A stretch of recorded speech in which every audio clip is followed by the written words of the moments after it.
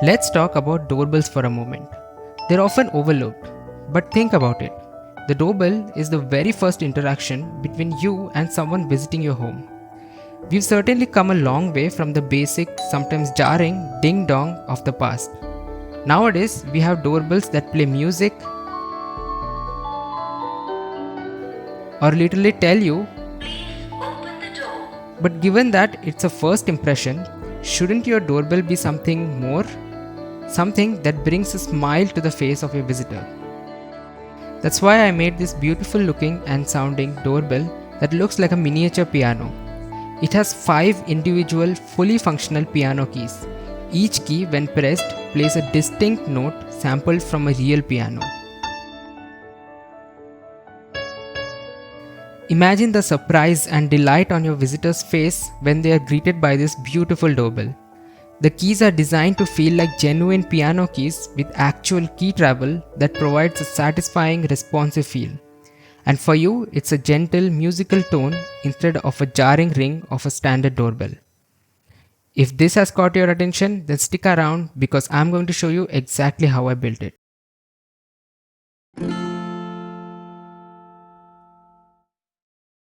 I started designing the doorbell in Fusion 360. I came across this doorbell design on Pinterest that I used as a reference. However, that design appeared to have all the keys joined together as a single button. But I wanted 5 distinct individually playable keys, so my design has separate keys. With the designs finalized, I sent them off to be 3D printed using standard PLA filament. You can find all the 3D models linked in the description below. Maybe even hit the like button while you're down there. Now there were a few issues with the prints. First up, the keys were a bit too thin and wobbly. Ideally, this would be fixed by thickening the keys in the 3D model itself. But since I was working with the prints I already had, I came up with a different solution. I cut strips of low density PVC and carefully glued them to the underside of each key. This eliminated the wobble perfectly. The next challenge was the finish. The raw 3D printed PLA had a somewhat dull, grainy appearance. The white wasn't really the piano white I was looking for. The solution to this was quite simple. An old-fashioned spray painting session. I opted for a glossy white spray paint to achieve a polished finish. Always do spray painting outdoors in a well-ventilated area and wear a mask and safety goggles. Those paint particles are not something you would want to be inhaling. I applied 3 coats of spray paint, allowing 10 to 15 minutes of drying time between each. After about 12 hours of drying, the keys looked smooth and shiny just like a real piano. Perfect. I also painted the frame while I was at it. And I left the black keys as they were since they didn't look bad to begin with. Now let's talk about how the piano keys will work. While we could simply place push buttons underneath each key and call it a day, I wanted the keys to feel more like a real piano with authentic key travel. For this, I decided to use these micro limit switches. These switches offer smooth extended travel with a satisfying soft click at the end, exactly what we need for this application. Next, we need to decide on the wiring. The goal is to connect the external doorbell button, or in this case buttons, to the internal speaker that would produce the piano notes. The existing internal doorbell wiring will not work because it is connected to mains power, and also because we cannot transmit the signal of individual keys through it. Ideally, I'd prefer a completely wireless solution. A wireless transmitter-receiver pair could work, but it would require a separate power source on both the outside and the inside. This would either mean frequent battery recharging, and frankly, I'm already juggling enough rechargeable devices in my life, or a dual power supply setup that defeats the whole purpose. Another possibility is wireless power transfer. This could work in theory if the wall separating the doorbell and the speaker was relatively thin. However, in my case, the walls are quite thick. After carefully considering all the options, I settled for running wires through the wall. While it wasn't my initial preference, it offered the best balance of reliability, simplicity, and safety. Another challenge is dealing with the number of keys. The simplest solution would be to connect each limit switch to a separate pin on the microcontroller.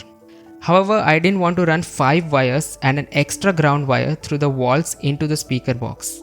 To solve this, there's a clever trick that reduces the number of wires from 6 to just 2. The goal is for the microcontroller to distinguish between the 5 switches. To achieve this, we can create a resistor ladder like this. The ladder is connected between 5V and a GPIO pin of the microcontroller. When the first switch is pressed, the GPIO pin receives the full 5V. Pressing the second switch will cause the voltage at the GPIO pin to drop due to the 10 kilo ohm resistor in line. With the third switch, the voltage drop will be caused by two 10 kilo ohm resistor in series, giving a 20 kilo ohm resistance. The fourth switch adds 30 kilo ohm and the fifth switch adds 40 kilo ohm resistance. By reading these unique voltage drops, the microcontroller can tell exactly which switch is pressed. The only caveat is that this method won't work if multiple switches are pressed at the same time. But that's perfectly fine for our application. Now let's build the resistor ladder with the 5 switches. I started by creating a rough sketch to plan out where each component would go.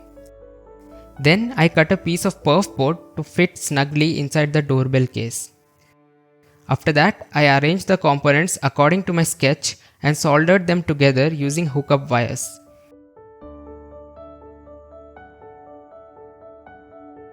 Before we dive back in, I'd like to take a quick moment to thank the sponsor of this video, JLCMC. If you're a creator like me, you know how challenging it can be to find the right mechatronic parts for your projects. That's where JLCMC comes in.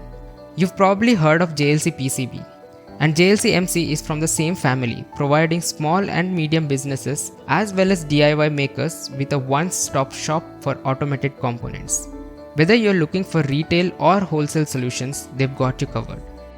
Their website offers a huge selection of parts, so you'll find exactly what you need for your project.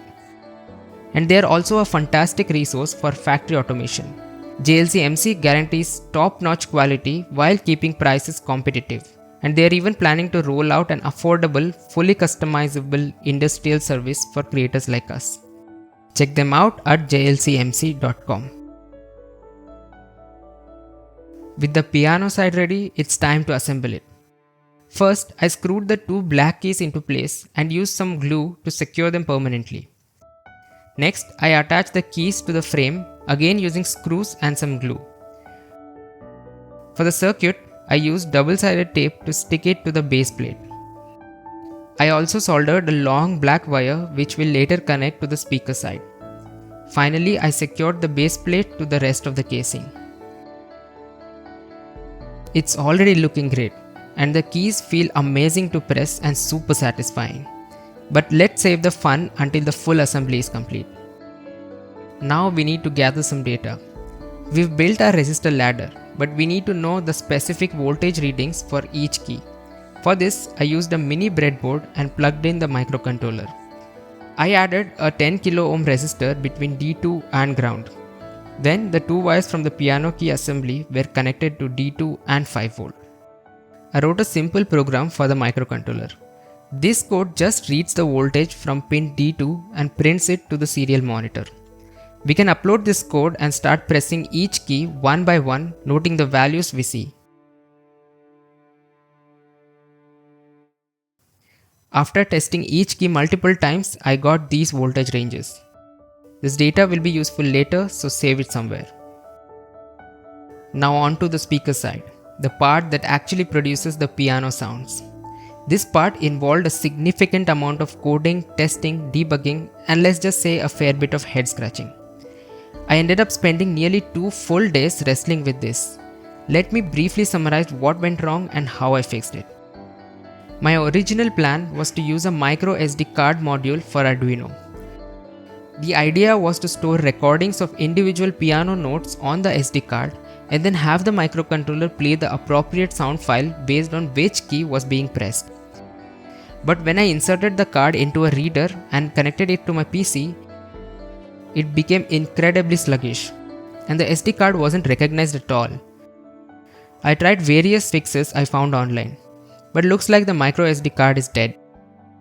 These things can be surprisingly fragile, and constant swapping between devices can damage them. And to add to the frustration, looks like finding an SD card below 32 GB is surprisingly difficult these days. I wasn't keen on buying a large capacity card just to store a few megabytes of music, so I needed to find another way. I spent a lot of time in extensive online research and a lot of prompting of ChatGPT and Claude. The goal was to find a way to play reasonably good quality audio directly from the microcontroller's memory without relying on external storage like an SD card. After exploring different methods, I finally found one that delivered surprisingly decent audio quality. Now, to be honest, I don't completely understand the code, but it looks like the core concept involves converting the audio files into a specific format that can be directly embedded within the microcontroller's program code.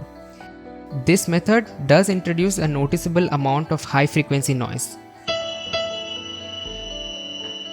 However, this is easily fixed with a simple low pass filter built with a capacitor and a resistor in the audio output circuit. Don't worry, I'll walk you through the specifics in a bit. I started assembling the circuit on a mini breadboard, mainly because this will allow me to upgrade it with an SD card later. I'll save you my messy connections and explain the wiring clearly. First, we start with the microcontroller. I'm using a Xiao ESP32S3. The inputs from the piano side connect to 5V and D2. You'll also need a 10 kΩ pull-down resistor between D2 and ground. The piano notes will be output on D1, so we create a low pass filter here by placing a 1.5 nanofarad capacitor between D1 and ground, along with a resistor in line with D1. This resistor and ground is then connected to the input of audio amplifier. Finally, the output of the amplifier connects to the speaker. The audio amplifier requires an external 5V power supply, which we can share with the ESP32 to power both the components. Now it's time to upload the main code to the microcontroller. In this code, we use the voltage readings from each limit switch to determine which key is being pressed. Once a key is pressed, the corresponding piano note is played using the code I mentioned earlier. After that, there's a 2-second delay before the process repeats. To use this code, you'll need to first convert your audio to raw in Audacity. We'll first convert stereo to mono. Then we'll change the sample rate to 16,000. We'll now normalize the audio.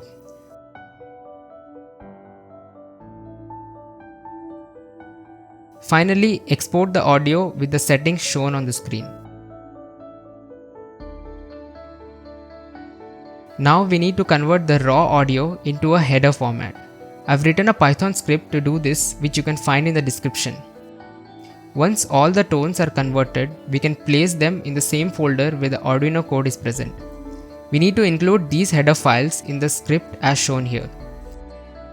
If you are willing to go the SD card route, which I highly recommend you do, you can find the link to a similar project I published a while ago in the description. There you'll find the details on how to use and program the micro SD card reader. We can now power up the circuit and test it to make sure everything's working properly. I placed everything inside a casing I made and finished it off with a thin circular piece of sponge to cover the speaker. 3D printable files for this is also in the description. Now we can carefully mount the piano key assembly outside beside the door. The speaker assembly finds its home inside, making sure to route the connecting wire neatly between the two. Finally, we power the entire circuit with a 5V power supply. And there you have it. With everything connected and powered up, you can now enjoy the unique and satisfying experience of your new piano doorbell. The tactile feel of the keys, the beautiful piano tones, and the fact that you built it yourself. It's a very rewarding feeling.